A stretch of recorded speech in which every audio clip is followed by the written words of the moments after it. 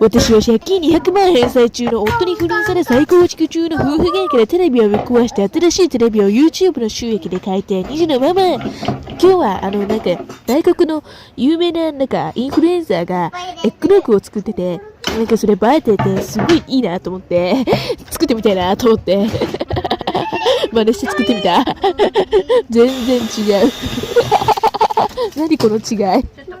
みんなこのバレリーナファームっていうインフルエンサーわかるかな。インスタグラマーやってんだけど、その人の真似してみたんだ。あの人の生活すごい憧れてんだ。全然かけ離れてて草なんだ。美味しかったよ。みんなも真似してみて。チャンネル登録して。お願い。